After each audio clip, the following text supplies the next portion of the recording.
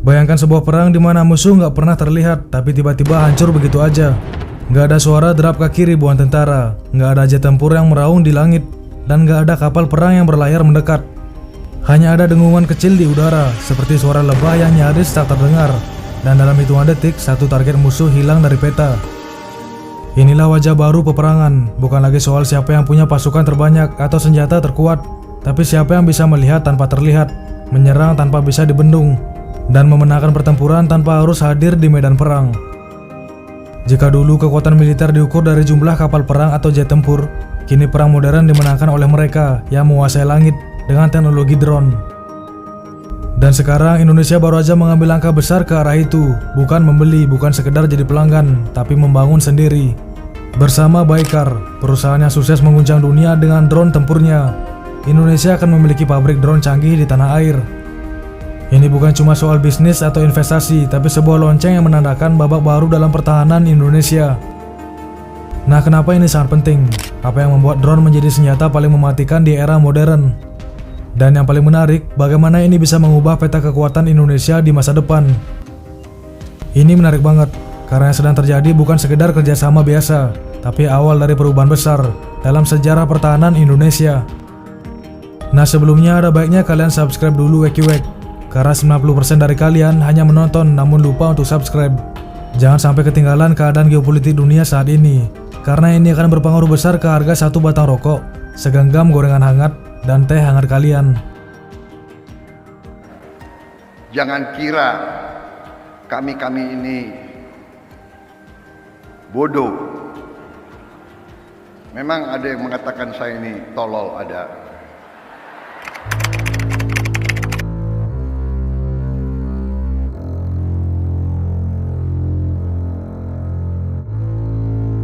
Jadi mari kita mulai dari satu fakta penting. Perang modern tidak lagi hanya soal tank dan pesawat tempur.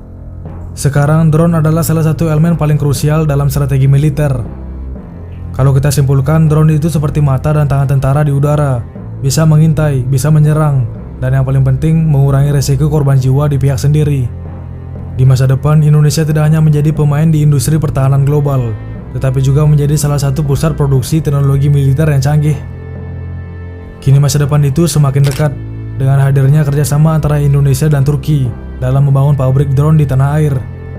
Ini bukan sekedar proyek biasa, ini adalah langkah besar menuju kemandirian pertahanan yang akan mengubah cara Indonesia melihat teknologi militer. Semua bermula dari pertemuan bilateral antara Presiden Prabowo Subianto dan Presiden Turki, Recep Tayyip Erdogan, di Istana Kepresidenan Bogor, Jawa Barat pada 12 Februari 2025. Dalam pertemuan tersebut lahirlah kesepakatan penting yang menandai dimulainya era baru industri drone di Indonesia. Chairman Republic Corp, Norman Joysoft, dan CEO Baykar Makina, Haluk Bayraktar, menandatangani kerjasama usaha patungan yang membuka jalan bagi produksi drone canggih di Indonesia. Nah, Baykar adalah nama besar dalam dunia teknologi pesawat tanpa awak. Perusahaan yang berbasis di Turki ini memiliki sejarah panjang dalam mengembangkan drone militer berkualitas tinggi. Nama besar dan senjata mereka sangat penting untuk peperangan di era modern, dan banyak negara sudah membuktikannya. Mari kita lihat testimoninya juga seberapa mengerikan senjata ini.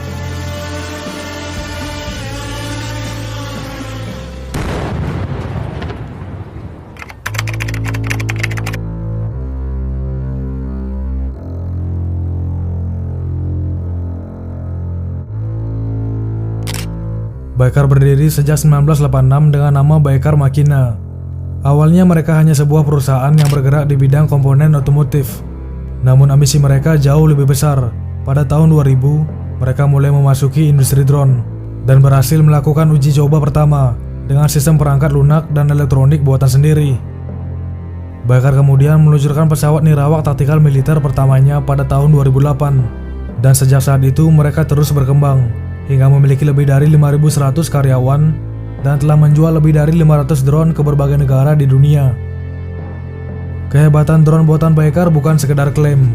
Buktinya pesawat nirawak mereka memainkan peran penting dalam pertahanan Ukraina saat menghadapi serangan Rusia. Drone Baykar terbukti efektif dalam peperangan modern, di mana kemampuan mengintai dan serangan presisi tinggi menjadi kunci kemenangan di medan perang. Nah, mari kita lihat contoh nyata perang antara Azerbaijan dan Armenia di tahun 2020. Armenia terkenal memiliki sistem pertahanan udara yang kuat, tank yang banyak, dan artileri canggih. Tapi Azerbaijan punya sesuatu yang Armenia nggak punya, drone tempur Bayraktar TB2. Nah, hasilnya dalam hitungan minggu, drone-drone ini menghancurkan ratusan tank dan kendaraan lapis baja Armenia. Drone ini memukul mundur pasukan mereka dan mengubah jalannya perang. Ini bukan teori, ini fakta di lapangan. Lalu ada Ukraina. Ketika Rusia menyerang pada tahun 2022, banyak yang mengira Ukraina akan menyerah dalam hitungan hari. Tapi lagi-lagi Bayraktar TB2 berperan besar. Drone-drone ini digunakan untuk menyerang konvoi tank Rusia, bahkan menghancurkan kapal perang di Laut Hitam. Ini membuktikan bahwa drone bukan sekedar alat tambahan, tapi senjata utama yang bisa mengubah peta perang. Kita masuk ke era di mana ukuran tentara bukan lagi ukuran kemenangan. Negara kecil bisa mengalahkan negara besar jika punya strategi dan teknologi yang tepat. Dan disinilah posisi Indonesia menjadi menarik. Dengan rekam jejak yang begitu impresif, tidak heran jika Indonesia melihat potensi besar dalam menjalin kemitraan dengan Baikar. Di Asia Tenggara, persaingan militer semakin kuat. Negara-negara seperti Singapura, Malaysia, dan Vietnam terus meningkatkan anggaran pertahanan mereka. Singapura memiliki teknologi paling maju dengan armada F-35. Malaysia punya sistem pertahanan udara yang cukup solid, dan Vietnam semakin agresif dalam modernisasi militernya. Dan mari kita lihat seberapa beruntung Indonesia bisa dipercayai Erdogan.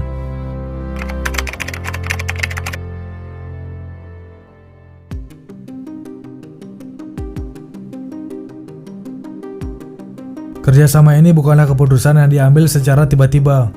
Presiden Prabowo Subianto telah lama melihat pentingnya memperkuat industri pertahanan Indonesia. Dalam pertemuan sebelumnya di Istanbul Desember 2024, ia bertemu langsung dengan para pemimpin industri pertahanan Turki, termasuk dari perusahaan-perusahaan besar seperti Roketsan, Aselsan, Havelsan, dan tentunya Baikar. Prabowo menyampaikan bahwa Indonesia ingin lebih dari sekedar membeli alat pertahanan. Indonesia ingin memproduksi sendiri, ingin berpartisipasi dalam joint production, dan ingin membangun industri pertahanan yang mandiri. Langkah ini sejalan dengan visi besar pemerintah Indonesia untuk meningkatkan kemampuan industri pertahanan dalam negeri. Selama ini Indonesia masih bergantung pada impor alat-alat militer dari berbagai negara. Dengan hadirnya pabrik drone ini, ketergantungan itu bisa berkurang secara signifikan. Lebih dari itu, proyek ini akan membuka banyak lapangan pekerjaan, meningkatkan transfer teknologi dan mendorong inovasi di sektor pertahanan Indonesia. Baikar bukan sekedar perusahaan pembuat drone, mereka adalah simbol kemandirian teknologi pertahanan Turki. Selama bertahun-tahun, Baikar telah membuktikan bahwa mereka bisa bertahan dan bahkan berkembang meskipun menghadapi embargo teknologi dari negara-negara barat.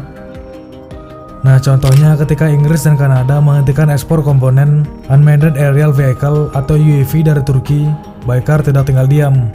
Mereka berkolaborasi dengan industri lokal untuk mengembangkan komponen alternatif.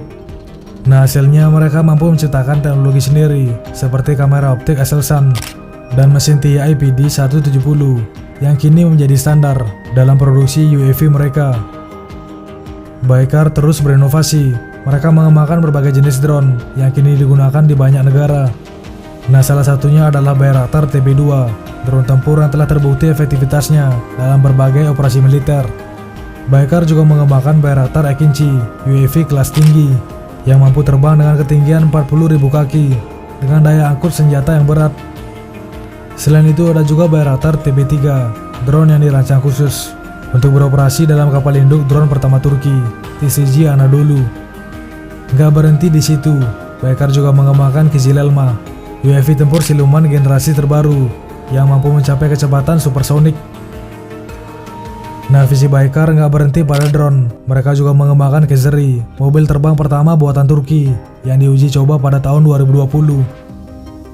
Ini menunjukkan bahwa Baikar selalu berpikir jauh ke depan dalam menciptakan teknologi masa depan. Dan sekarang, dengan kehadiran mereka di Indonesia, bukan tidak mungkin kita akan melihat inovasi serupa berkembang di tanah air. Kerjasama ini memiliki dampak yang lebih luas dari sekedar produksi drone. Ini adalah langkah strategis yang memperkuat hubungan bilateral antara Indonesia dan Turki. Dengan semakin banyaknya proyek bersama di bidang pertahanan, kedua negara bisa saling mendukung dalam menghadapi tantangan global. Indonesia mendapatkan keuntungan dari transfer teknologi, dan pengalaman industri pertahanan Turki. Sementara Turki mendapat akses ke pasar baru dan peluang investasi di Indonesia. Gak hanya itu, kerjasama ini juga akan memperkuat posisi Indonesia di kawasan Asia Tenggara.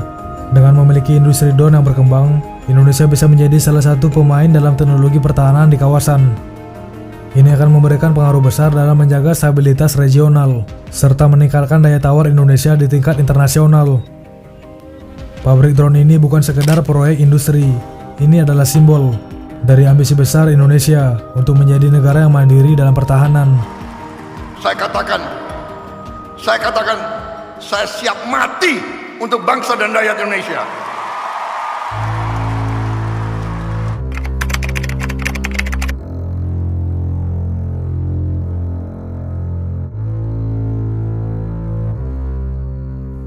Dulu kita sering melihat perkembangan teknologi militer negara lain dengan rasa kagum atau bahkan iri.